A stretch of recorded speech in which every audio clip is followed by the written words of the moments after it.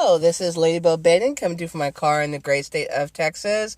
It is Friday. We made it, guys. Yay, Friday. Thank you so much for coming back to my channel. If you like this video, go ahead and hit the like button, subscribe to keep up with me, and hit the bell to be notified of new videos.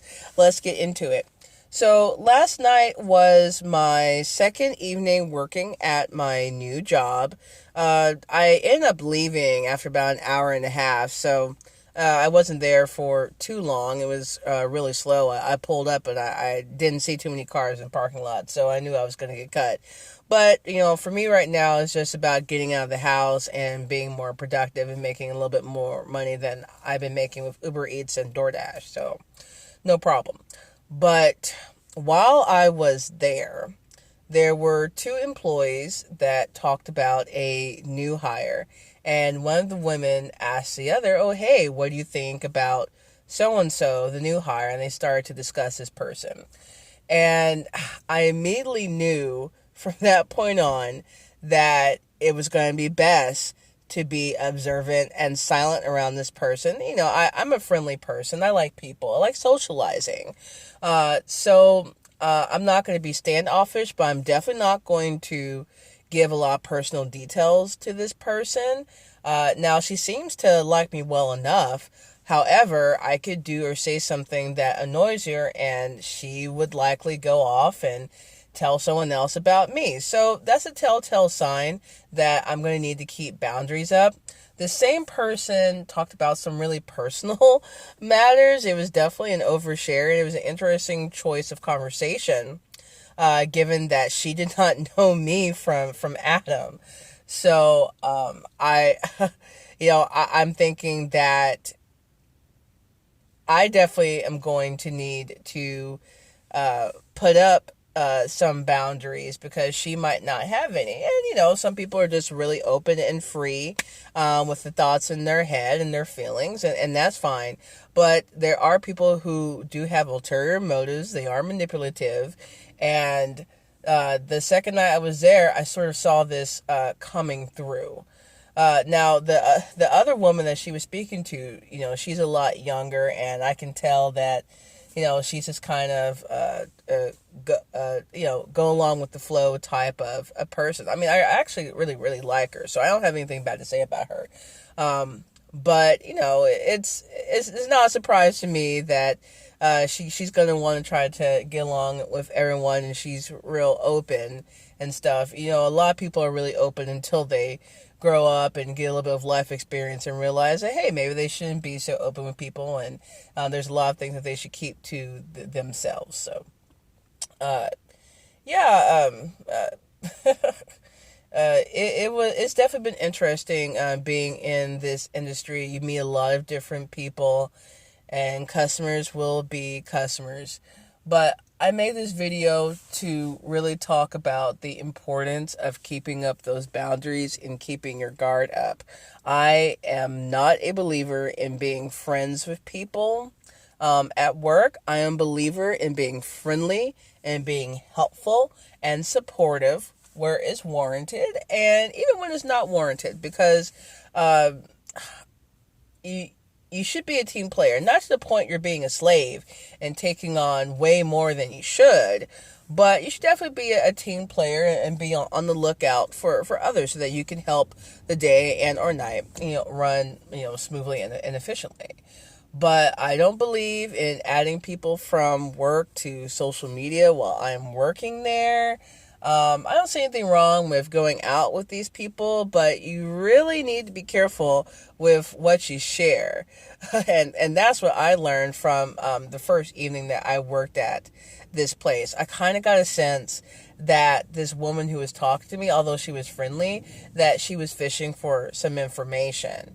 And that if things went south between the two of us, that information would be used against me. So I'm taking things that I've learned from my time being narcissistically abused and taking them into other arenas of life. And, I've actually kind of been like this for a while. I observe and I interact. I don't spew out a lot of my thoughts and opinions about things. I have vented some frustration at a past job, but that was a really toxic environment. And, at the end of it, I was just ready to go, and I was just feeling like being truthful all the time in my performance reviews. But anyway, yeah, normally, I observe, I stand back, I'm friendly, I talk to people, I let them talk to me. That's the key. You gotta let them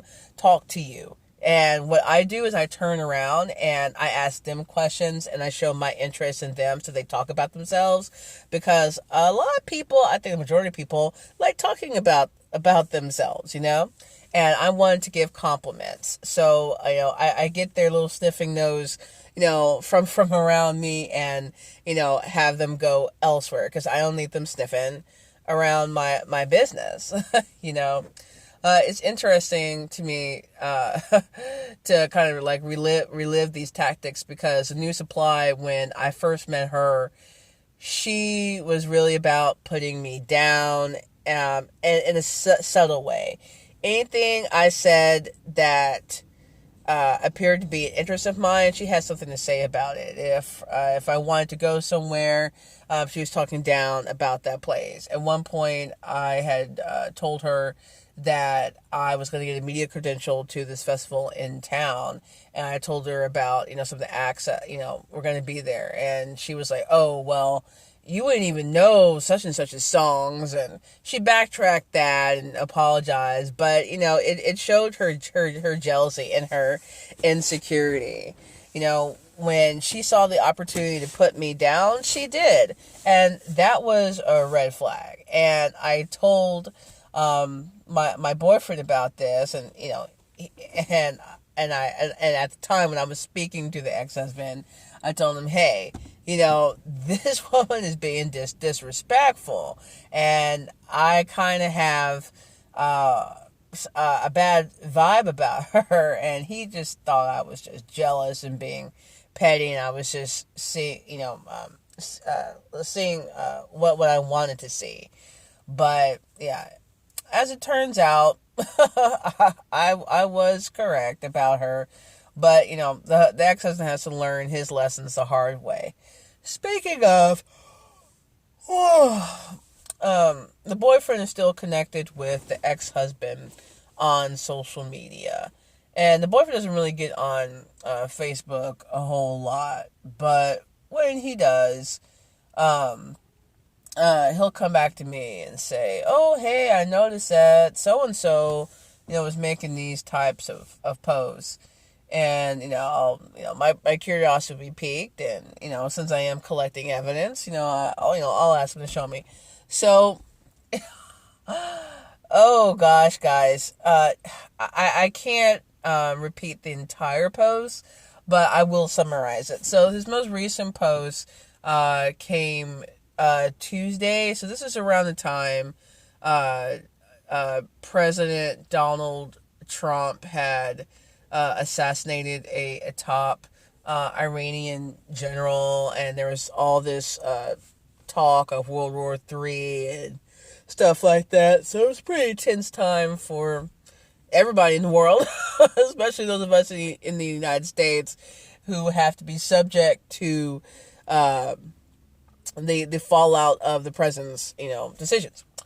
But yeah, so there was a lot of anxiety in the post, and he started off with, if I've ever done you wrong, I can assure you that I regret it. And he goes into this long diatribe about voting for Donald Trump, and basically having a change of heart about some things. And it sounded like the new supply had got to him, because she doesn't like Donald Trump, and she presents herself as very socially liberal and economically liberal and stuff like that.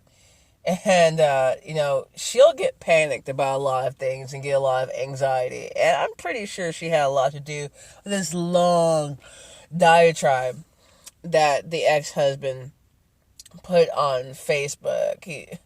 and he talked about making peace within your homes. And I'm like, well, it sure would be nice if you decided to be peaceful and not be a complete a-hole, and so financially support your children and actually visit with your children. But I don't see any of that happening.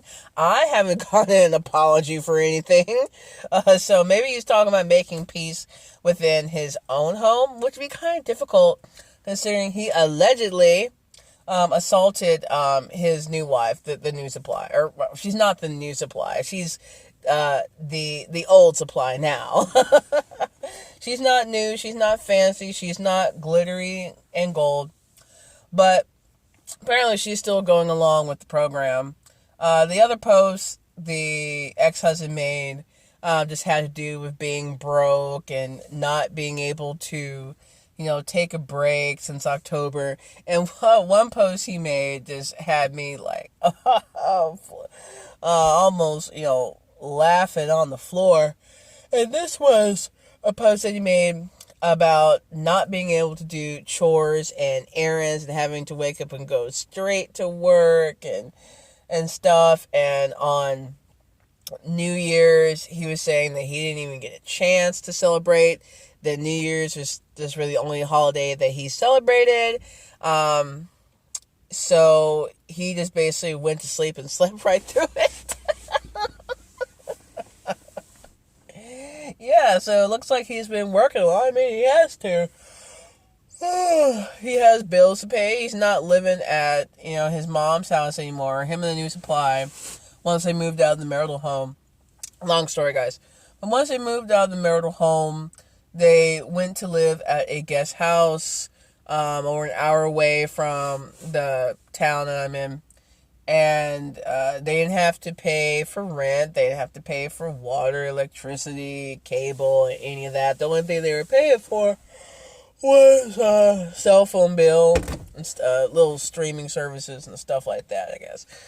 But yeah, now he has to pay for streaming services and rent and electricity. I think they don't pay for their water, if I recall. But yeah, he has all these other bills he has to pay, and supposedly he has a lawyer now. I don't know where he got that money from. Probably from his mommy, but yeah.